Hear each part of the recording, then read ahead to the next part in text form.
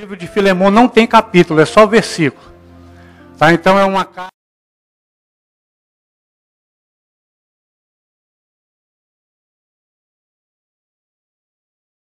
Palavras no texto original grego. Filemão, epístola de Paulo a Filemão. Amém? A partir do versículo de número 1. Nós vamos ler do verso 1 ao verso 25 para que você entenda, para que nós entendamos esse texto, esta belíssima mensagem do apóstolo Paulo. E diz assim: Paulo, prisioneiro de Jesus Cristo, e o irmão Timóteo, ao amado Filemão, nosso cooperador, e a nossa irmã Áfia, e a Arquipo, nosso companheiro, e a igreja que está em tua casa. Graça a vós e paz da parte de Deus, nosso Pai, e da do Senhor Jesus Cristo. Graças dou ao meu Deus, lembrando-me sempre de ti nas minhas orações, ouvindo o teu amor e a fé que tens para com o Senhor Jesus Cristo e para com todos os santos, para que a comunicação da tua fé seja eficaz no conhecimento de todo o bem que em vós há por Cristo Jesus. Tive grande gozo e consolação do teu amor, porque por ti, ó irmão, o coração dos santos foi reanimado. Pelo que ainda que tenha em Cristo grande confiança para te mandar o que te convém, todavia peço-te antes, por amor, sendo eu tal como sou, Paulo, o velho, e também agora prisioneiro de Jesus Cristo.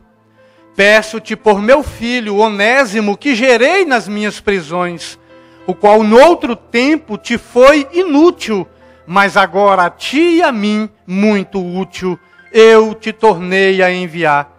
E tu torna a recebê-lo como ao meu coração. Eu bem o quisera conservar comigo, para que por ti me servisse nas prisões do Evangelho. Mas nada quis fazer sem o teu parecer, para que o teu benefício não fosse como por força, mas voluntário. Porque bem pode ser que ele se tenha separado de ti por algum tempo, para que o retivesses para sempre.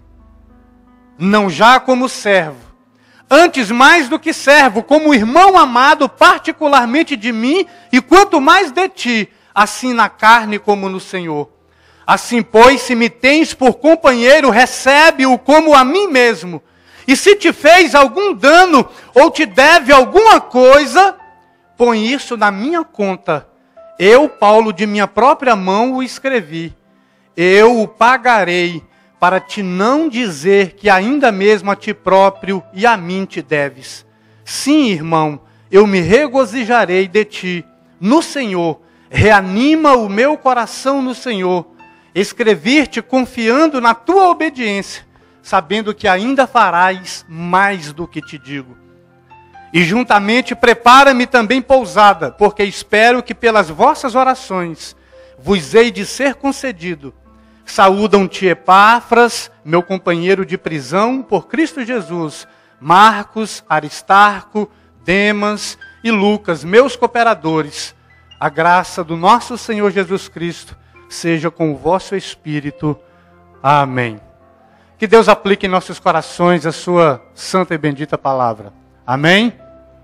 Podemos assentar. Obrigado por estarem de pé. Glória a Deus. Aleluia.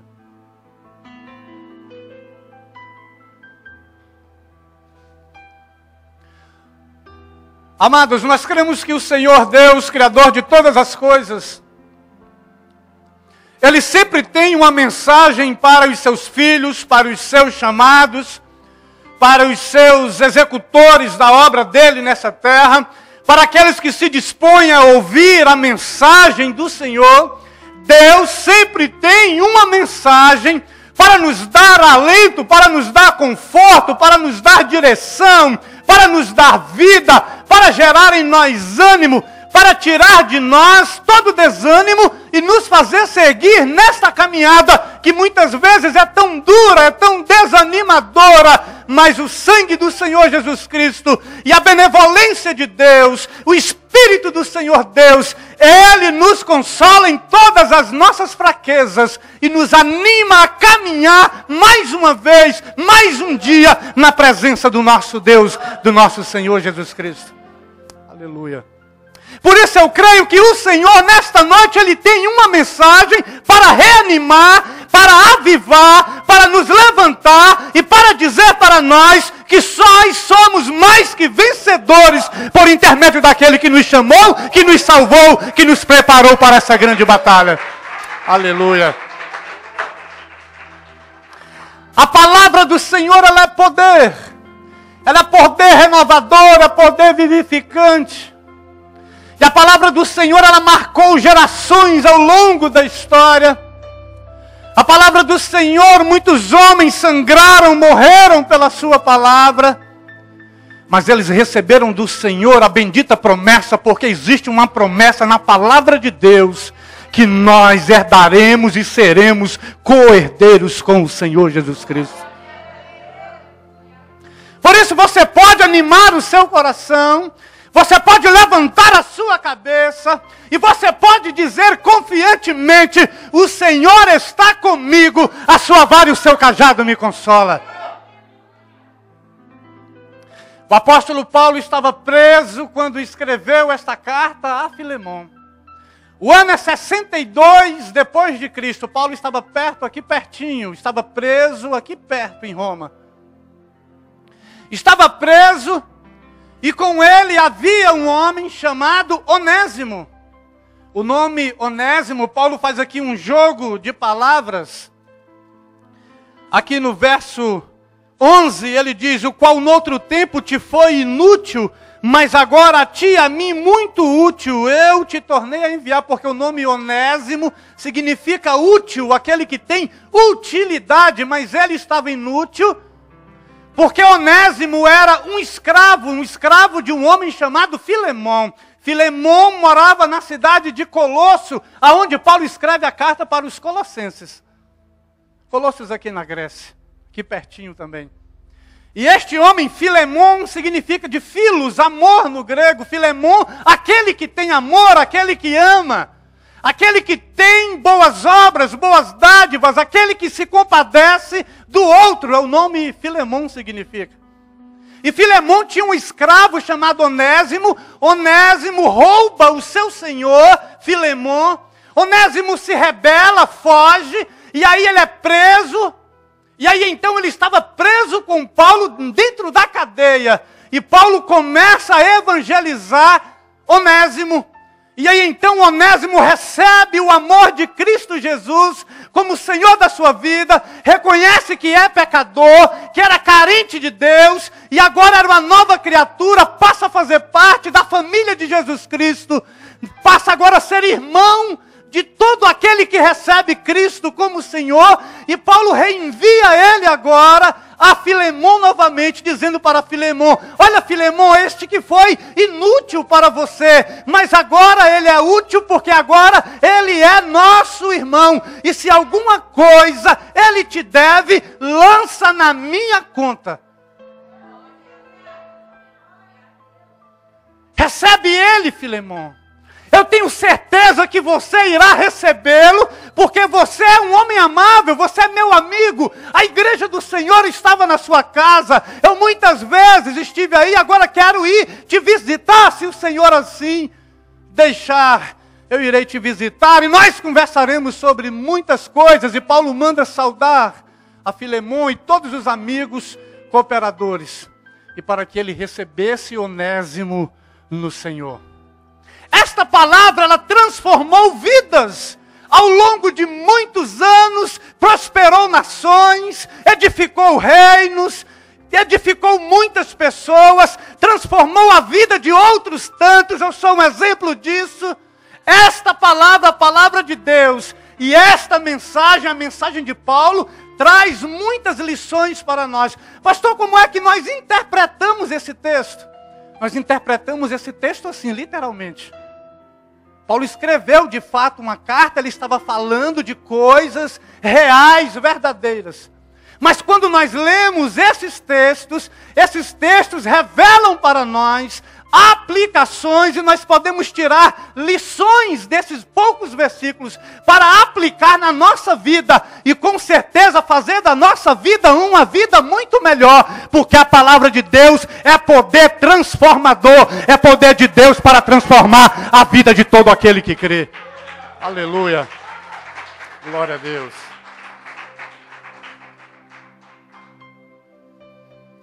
E esse texto de Paulo é uma carta magna. E as ilustrações, as aplicações que nós podemos tirar, nós vemos nesses poucos versículos a obra redentora do Senhor Jesus Cristo. A obra redentora de Jesus está cravada neste livro, neste versículo. Todas as obras de Jesus Cristo, as obras, pelo menos as doutrinas primordiais da teologia, as doutrinas primordiais que todo cristão crê sobre regeneração, sobre substituição, sobre reconciliação, sobre aceitação nossa de Deus, está implícita dentro deste texto. Primeira lição que nós poderíamos tirar é que Onésimo se rebela e foge de Filemon. Nós, o ser humano, pecador, pecou, se rebelou, muitos vivem em estado de rebelião e fugiram da presença de Deus. Ou pelo menos tentam fugir da presença de Deus, porque não se pode fugir da presença do Deus Altíssimo. O salmista disse isso: Senhor, para onde me ausentarei da tua presença? Se eu vou para o mais profundo do abismo, lá tu estás. Se eu subo no mais alto dos céus, lá tu estás também. Ó Senhor, para onde irei? João capítulo 6, verso 66, Jesus anuncia um discurso, prega a sua mensagem, prega uma mensagem de arrependimento, e muitos que estavam em volta de Jesus acham aquela mensagem dura demais. E aí ele pergunta, no verso 65, ele pergunta: e vocês querem ir embora também? Vocês acharam duro essa mensagem é dura? Vocês querem ir embora? E aí Pedro, no verso 66 de João capítulo 6, verso 66, Pedro diz: Senhor, para onde iremos nós, se só tu tens as palavras de vida eterna?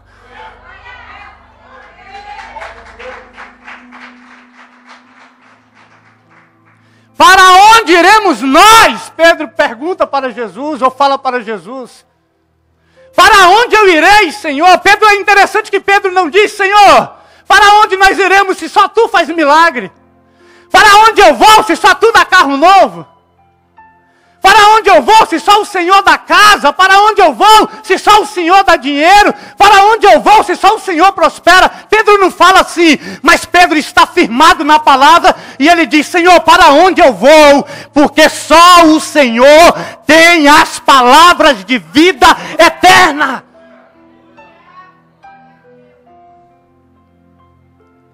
Talvez você entrou aqui hoje querendo voltar, querendo recuar, querendo ir para trás. Talvez pode estar a semelhança daqueles discípulos que estavam em volta do Senhor Jesus Cristo. Talvez tenha achado a vida cristã muito dura. Talvez tenha achado a vida cristã muito fatigosa. Talvez tenha achado a vida cristã pesada. Porque tem gente que depois que se converte ao Senhor Jesus Cristo, tem muitos deles que acham que a vida ficou pior. Quando eu estava no mundo, o salmista Asaf, no Salmo 73, ele inveja a vida do ímpio. E muitas vezes tem muitos crentes que acham e pensam assim: olha, quando eu era do mundo eu fazia churrasco toda semana, eu tinha dinheiro para botar gasolina no carro e ia para todo lado, eu fazia muitas coisas, agora que eu aceitei Jesus é uma prova terrível.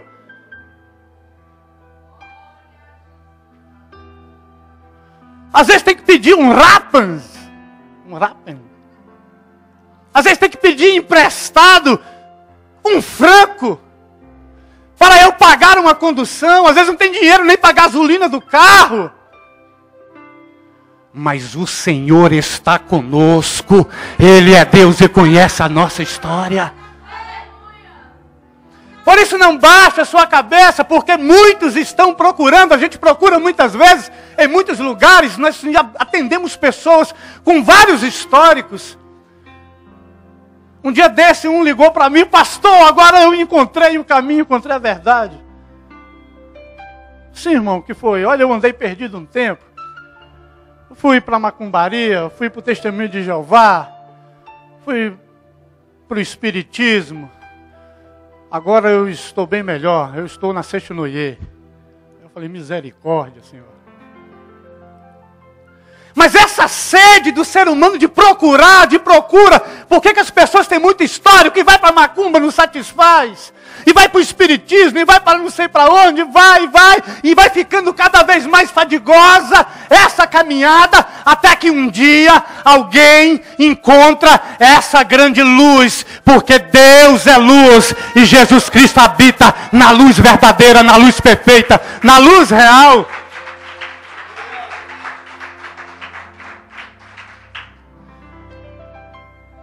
Aí você encontra com alguém que é uma tocha de fogo viva, porque essa luz, o Evangelho é uma tocha de fogo que dissipa as trevas. E aonde essa luz chega, todas as trevas, tudo tem que acabar. E o próprio Jesus Cristo diz: eu sou a luz do mundo. Aquele que crê em mim não andará em trevas, mas achou a luz da vida. Primeira lição: Onésimo se rebela, foge de Filemon. Nós andávamos rebelados, muitos estavam num caminho de trevas. E esse caminho de trevas significa um caminho afastado de Deus, longe do Senhor, andando por lugares tenebrosos, andando afastado. E não adianta nós muitas vezes pensarmos que não é assim, porque é assim. Um homem afastado de Deus, ele está em trevas. É por isso que o evangelista Mateus disse assim, veja comigo em Mateus capítulo 4, olha só que coisa tremenda essa mensagem. Mateus 4, a partir do 12, se não me falha a memória, eu não gosto de dar endereço errado. Mateus 4, 12 diz: Jesus, porém, ouvindo que João estava preso, voltou para a Galileia, e deixando Nazaré, foi habitar em Cafarnaum, cidade marítima nos confins de Zebulon e Naftali, para que se cumprisse o que foi dito pelo profeta Isaías, que disse: a terra de Zebulon e a terra de Naftali, junto ao caminho do mar, além do Jordão, a Galileia das nações, o povo que estava sentado em trevas viu uma grande luz, e ao que estavam assentados na região à sombra da morte, a luz raiou. Desde então começou Jesus a pregar e a dizer: arrependei-vos, porque é chegado o reino dos céus. Aleluia! A luz de Deus, Jesus, veio ao mundo para dissipar as trevas e destruir toda a obra do maligno, conforme o próprio apóstolo João disse. E Jesus veio porque Deus amou o mundo de tal maneira, a ponto de enviar o seu Filho, ou dar o seu Filho, para que todo aquele que nele crê não pereça, mas tenha a vida eterna. E esse amor é um amor que o mundo não pode dar. Este amor é um amor perfeito, soberano, real, verdadeiro, porque só Deus tem este amor e participa-nos e nos torna participantes deste amor por intermédio do Senhor Jesus Cristo. Eu não compreendo, pastor, esse amor. E não tente compreender, que você nunca irá compreender. É incompreensível aos corações humanos, porque este amor é um amor incompreensível, é um amor que não é para se compreender, é um amor que é para se aceitar, porque Deus ama você, Deus nos ama e nos chama de filhos dele, aleluia. Entenda este amor. Foi este amor que fez com que Jesus Cristo fosse sacrificado na cruz para nos salvar, salvar a mim e a você. Ei, você tem com quem contar, você não está sozinho, não. Deus, Ele é o nosso refúgio e fortaleza, é socorro presente. E isso só revela de fato o nosso estado. Essa carta de Paulo a Filemon revela o nosso estado de degeneração e de pecado. Todos nós estávamos com os nossos corações em trevas, corações habitados pelo pecado. Este pecado fazia separação entre nós e o nosso Deus. E a menos que nós reconheçamos que Jesus Cristo é o único que é capaz de perdoar nossos pecados, nós não recebemos perdão dos nossos pecados por nenhum outro ser ou nome que foi dado nessa terra, a não ser o nome do Senhor Jesus Cristo. Jesus Cristo quer nos perdoar, Ele quer nos dar acesso nessa noite. Se você tem algo que lhe acuse, ou se eu tenho algo que me acuse diante de Deus, o Senhor Jesus Cristo quer nos lavar com o seu sangue, porque o sangue de Jesus Cristo nos purifica de todo o pecado. Este pecado nos separa de Deus, faz uma divisão entre nós e Deus. Atos dos Apóstolos, Pedro diz isso, em Atos capítulo 4, o verso é o de número 12, se não me falha a memória. Esta mensagem é uma mensagem simples, mas é uma mensagem de profundo significado para nós, que nos faz entender a nossa posição em Cristo Jesus. Pode vir todo feiticeiro, macumbeiro, todo aquele que queira fazer obra, a tua posição em Cristo Jesus te garante a vitória em todas as vossas demandas e lutas. Atos capítulo 4, o verso é 12, diz assim: em nenhum outro há salvação, porque também debaixo do céu nenhum outro nome há dado entre os homens, pelo qual devamos ser salvos. O nome de Jesus Cristo. Segunda lição que nós tiramos dessa carta de Paulo a Filemon. Paulo se encontra com Onésimo. Paulo se encontra com Onésimo. E Paulo tem uma mensagem, Paulo se identifica com Onésimo. Jesus Cristo veio a este mundo e se identificou comigo e com você, meu irmão. Jesus Cristo, Ele te compreende. Eu que sou homem, muitas vezes eu compreendo você. Imagine o Senhor Jesus Cristo. Imagine Deus no seu amor e soberania. Ele nos compreende, Ele nos entende, Ele conhece a nossa história, Ele quer ouvir você, Ele quer e vai entender você. Aproxime-se do Senhor, assim como Onésimo se aproximou de Paulo, Paulo se aproximou de Onésimo, Jesus Cristo se aproxima de nós. Ele veio a este mundo, assumiu a forma humana e também morreu de braços abertos, dizendo: vinde a mim, todos vós que estáis cansados e sobrecarregados, que eu vos aliviarei.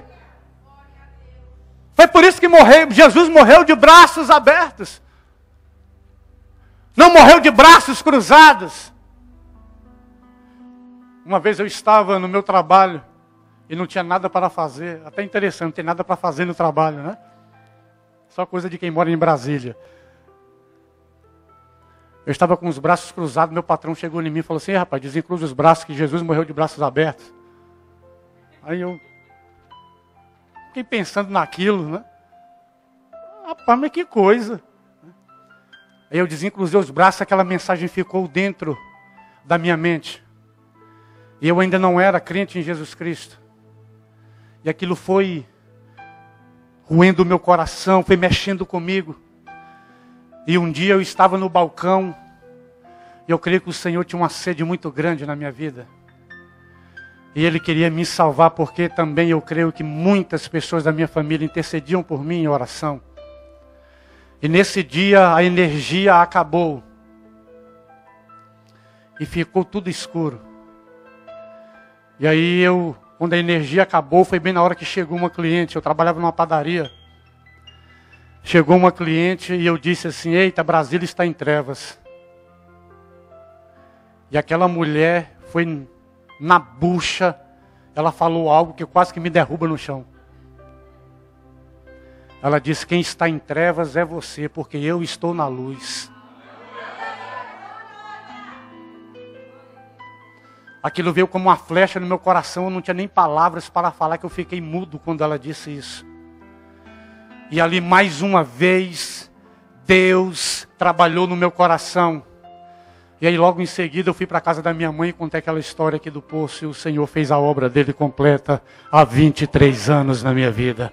Glória a Deus. Paulo se encontra com Onésimo. Jesus Cristo quer se encontrar com você. Ele marcou este encontro, talvez esse encontro foi hoje, você entrou aqui nessa noite, achando talvez que está tudo acabado, está desiludido, desanimado, muitas vezes dizendo, talvez achando que não tem jeito, porque talvez você não encontrou a porta de emprego que você estava buscando, e talvez essa porta de emprego não se abriu ainda, porque você não passou pela maior porta que um ser humano pode encontrar ou abrir. Essa porta chama-se Jesus Cristo. Ele disse: eu sou a porta, e aquele que passar por mim achará sustento para a sua vida, achará pastagens. É interessante que nós encontramos muitas vezes no nosso caminho muitas portas. Hoje eu fui andando ali pelo centro, e tem porta de todo jeito, tem porta grande, porta pequena, porta de madeira. Aqui tem umas portonas de madeira, umas portas antigas, apóstolo. Tem porta que dá até trabalho para você abrir. Tem umas que já são mais fáceis. Você chega ali no shopping, ela abre automaticamente. Eu digo: eita, as portas estão se abrindo aqui para mim, né? Talvez você pode encontrar uma porta como essa, porta de shopping, porta de madeira. Mas talvez a porta que nós muitas vezes queremos não é ainda a porta que o Senhor tem para nós. A porta que o Senhor tem, a primeira delas, chama-se o Senhor Jesus Cristo. Passe por essa porta e você vai ver que o curso da sua vida irá mudar, porque o Senhor Jesus Cristo, Ele tem essa porta, e é essa porta. E Paulo disse isso para Onésimo. Paulo disse no verso, que ele diz, no verso 18, ele disse assim: se te fez algum dano, ou se te deve alguma coisa, põe isso na minha conta. Aqui está o maior exemplo de redenção e de salvação que um homem pode provar e que um texto pode ensinar para nós. Está dentro desse versículo. Paulo disse para Filemão: Filemão, se este homem te roubou, se esse homem te fez algum mal, eu estou enviando ele de volta a você, e se ele te deve alguma coisa, lança tudo na minha conta. Você sabia que toda a dívida que nós tínhamos, espiritualmente falando, essa dívida foi posta na conta do Senhor Jesus Cristo, porque Ele cravou na cruz toda a cédula de cobrança que havia contra mim e contra você. Ele nos quitou no Serasa de Deus.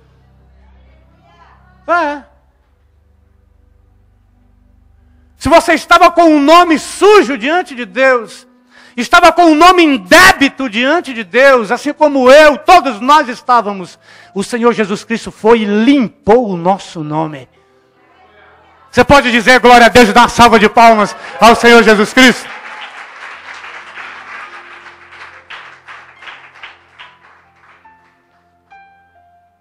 Paulo se dispôs a pagar a dívida por Onésimo. E essa dívida que eu estou falando aqui não é uma dívida terrena, uma dívida de dinheiro, uma dívida do sistema capitalista, não. Porque nós muitas vezes fazemos muitas dívidas no cartão de crédito, gastamos mais do que podemos e queremos levar para Deus pagar. Né? Muitas pessoas já pediram oração para Deus quitar. Pastor, ore por mim, que eu estou devendo demais. Eu disse: é muito fácil, irmão, não precisa nem orar, é só pagar. O irmão vai, paga e vai ficar tudo bem. Ah, mas o diabo está se levantando. Não, irmão, não é o diabo não, é a dívida mesmo.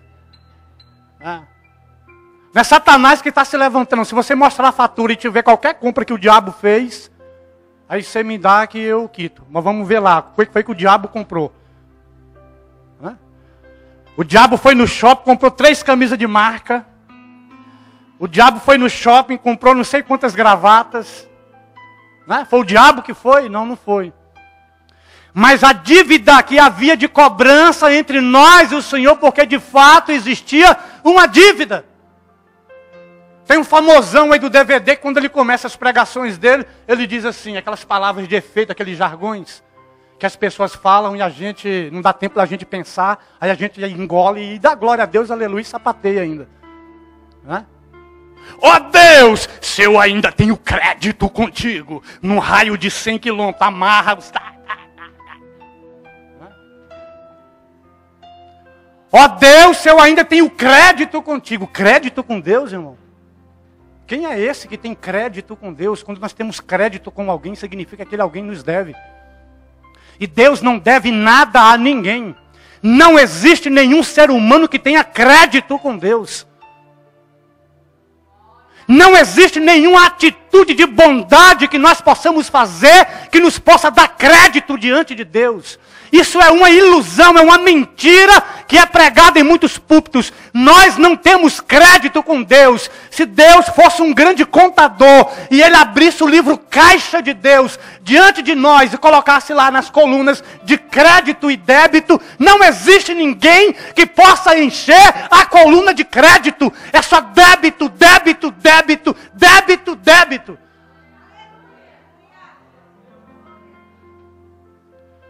Não existe ninguém que possa fazer Deus se sentir na sua própria casa.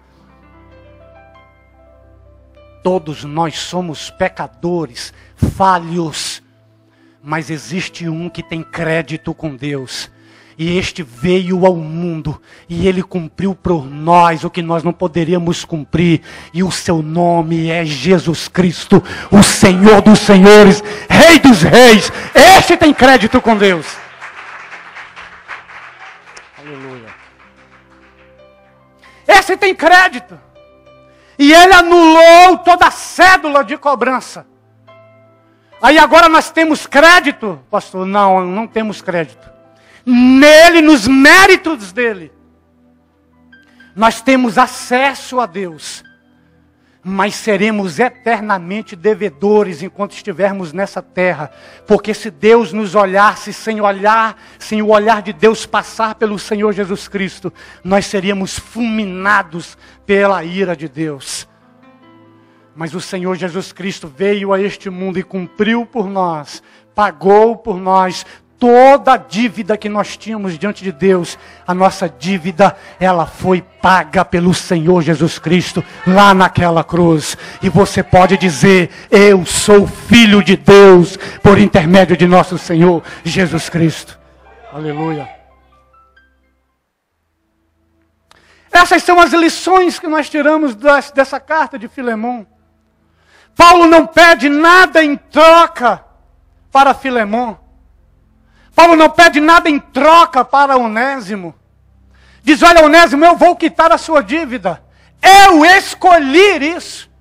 Jesus não veio ao mundo como um mártir, mas ele veio e disse: olha, eu sou o autor da vida. Eu posso dar a vida e tornar a tomá-la. Eu padecerei pelos homens, porque eu vou entregar a minha vida por eles. Eu escolhi isso. Eu amei e amo a ponto de entregar a minha vida. Jesus escolheu você. Jesus nos escolheu. Ele escolheu morrer por nós pelo seu grande amor. Aleluia.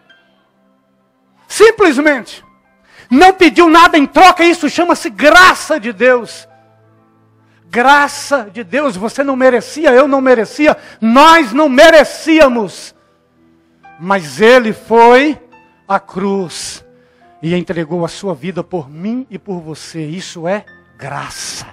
Favor imerecido. Caris no grego. Dádiva, dom, aquilo que é dado de graça. É por isso que tem carismático, carisma. Carisma é o dom, aquilo que é dado, aquilo que é de graça. E Jesus Cristo ofereceu-se em nosso favor. Não cobrou nada. E mesmo se cobrasse, Onésimo com certeza não poderia oferecer nada em troca. Não poderia dar, esse era o nosso estado, é o nosso estado. Nós não tínhamos nada e não temos nada com que pagar, com que devolver a Deus o seu favor por nós. Quem é que pode oferecer a Deus algo? E dizer, olha Deus, eu te compro esta salvação. É por isso que o texto de João diz, João no capítulo 1, leia comigo, Evangelho de João, capítulo 1. O verso eu não sei ainda, eu vou olhar na minha Bíblia.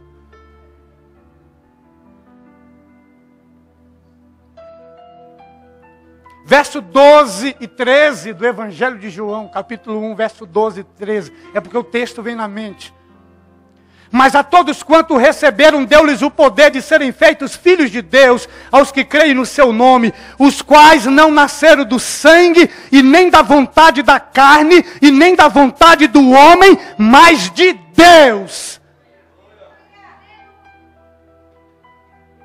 Não nasceram da vontade da carne, nem da vontade do homem. Sabe o que esse texto está dizendo? O apóstolo João está dizendo. O apóstolo João está dizendo que não teve nenhum ser humano na face da terra que pudesse olhar para si e dizer assim, olha, nós somos pecadores, vamos gerar, por intermédio do sexo, um homem para nos salvar dos nossos pecados.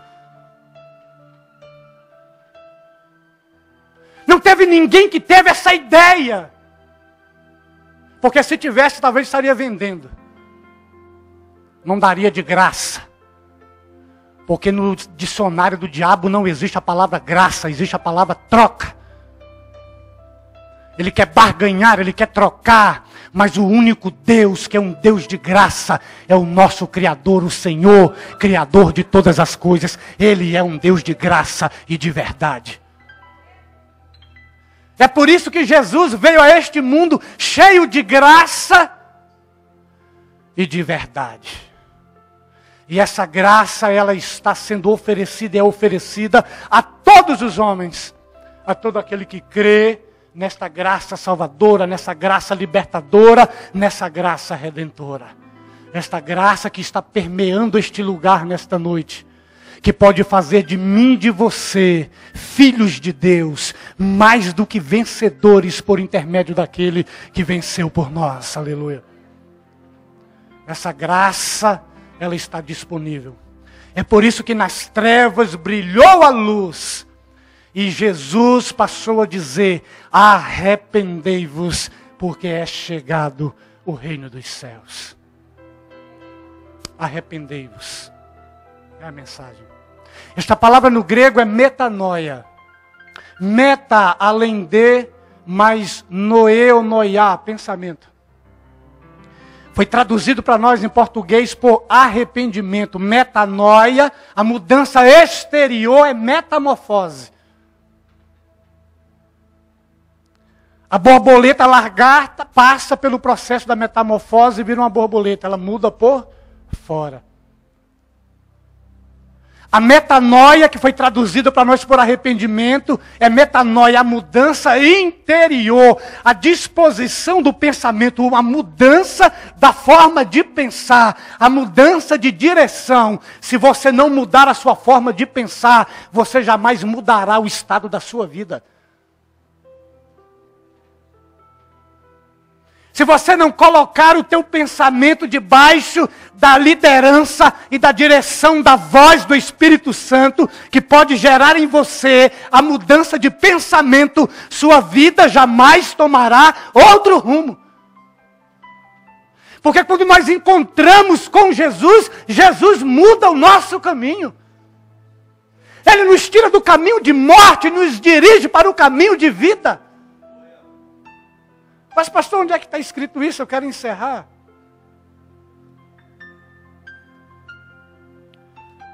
Não sei se foi Mateus, eu penso que foi Mateus que escreveu isso.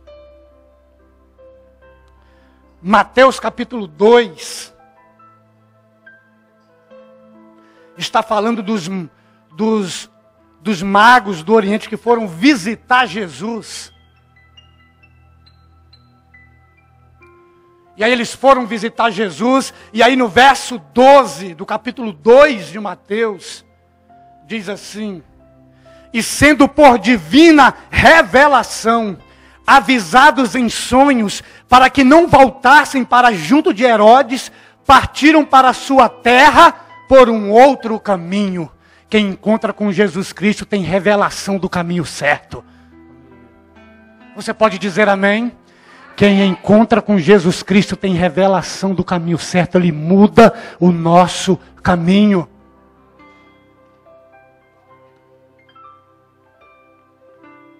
Assim como mudou o seu, mudou o meu, Ele quer mudar as nossas diretrizes. Ele quer nos fazer voltar atrás. Ele quer nos fazer arrepender. E arrependimento não é remorso. Arrependimento não é sentimento de culpa. Arrependimento não é tristeza. Arrependimento é mudança de vida. Mudança de pensamento. Arrependimento é você dar as costas. Quando você está indo em uma direção, não sei se você já viajou de carro ou a pé, de bicicleta, e aí você percebe que você entra num desvio, você entra num caminho errado. Aí você anda um tempão, aí lá na frente você descobre, pastor, que pegou uma rota errada, um caminho errado. E quando você percebe isso, só tem duas coisas a fazer. A primeira dela é seguir em frente, e vai para onde você não sabe. Ou a segunda é voltar atrás e pegar o caminho certo. Essa é aconselhável, é a melhor saída para quem toma um caminho errado. E talvez você tomou um caminho errado, talvez você está andando por um caminho que você sente, a voz do Espírito tem falado para você, que esse caminho não é bom, que este caminho não está legal, que este caminho pode conduzir você a um caminho, a uma vida de destruição. Eu digo para você, ouça a voz do Espírito de Deus. Deus sabe o que está falando. E se isso já está dentro do teu pensamento, é porque a voz do Espírito está falando com você. A voz de Deus, ela fala conosco. E ela diz, olhe, tome outro rumo, porque este caminho não é bom. Eu quero encerrar contando um testemunho da nossa condição em Deus. Tem um certo relato que aconteceu em Brasília, de um homem que gostava muito de jogar na loteria. E o sonho dele era ganhar na loteria, para ficar rico. E aí então ele fez um determinado jogo e ganhou uma certa quantia em dinheiro. E aí ele tinha uma pessoa com quem ele confidenciava isso. E ele falou no telefone com essa pessoa, e dentro da casa dele tinha extensão. E uma certa feita ele estava falando com uma pessoa sobre esse prêmio que ele ganhou. A esposa dele, a que era casada com ele, ouviu ele falando isso. E ela arquitetou um plano para matá-lo e ficar com o dinheiro. E ela planejou, contratou pessoas, armou todo o plano para matar aquele que era companheiro dela, porque ela era gananciosa e queria o dinheiro. E aí, certa feita, ela liga, esses marginais que iriam executar o marido, executar o plano, liga para ela em casa para confirmar a data, o dia e etc. E ela conversa com eles. Porém, a filha já estava desconfiada e a filha ouve pela extensão que a mãe havia planejado matar o pai para ficar com dinheiro. E aí ela diz para o pai, pai, mamãe arquitetou um plano para matar o senhor. Ele disse, não acredito. Ela disse, sim. E está planejado para matar o senhor tal dia, em tal hora. E aí então esse homem, ele liga para a polícia arma um plano, e no dia e no local que estaria sendo marcado para executá-lo, a polícia prende todos esses algozes, os assassinos ou os supostos assassinos, e prende também a esposa. Leva para a delegacia, eles tinham 25 anos de casado. Ela foi julgada. E antes da data do julgamento, ele diz: eu não posso perder 25 anos de casamento, eu quero perdoar a minha esposa. E aí então ele vai, conversa com o advogado, conversa com o delegado, e ele faz de tudo para retirar a queixa e inocentar a esposa, porque ele queria ainda viver com ela e acreditava no amor dela e que ela havia sido simplesmente conduzida pela ganância ao dinheiro. Mas ele não queria perder o seu casamento. E aí então ele a perdoa, é retirada a queixa e ele volta a viver junto com essa mulher. Aí você pergunta, mas e a moral da história? A moral da história é que nós, sem o Senhor Jesus Cristo, iríamos a julgamento. Estávamos condenados, porque a nossa vida é como se fosse um plano arquitetado para matar o Senhor Jesus Cristo. Mas Ele, pelo seu grande amor, Ele morre em nosso lugar, perdoa a nossa culpa e nos inocenta diante de Deus. Aleluia. Nos aceita novamente, que não somos nós que aceitamos Jesus, é Jesus quem nos aceita. E Ele nos aceita e aceita viver conosco em uma relação íntima de amor, em uma relação íntima de família. Que Deus aplique em nossos corações a sua santa e poderosa palavra. Amém? Apóstolo, por favor.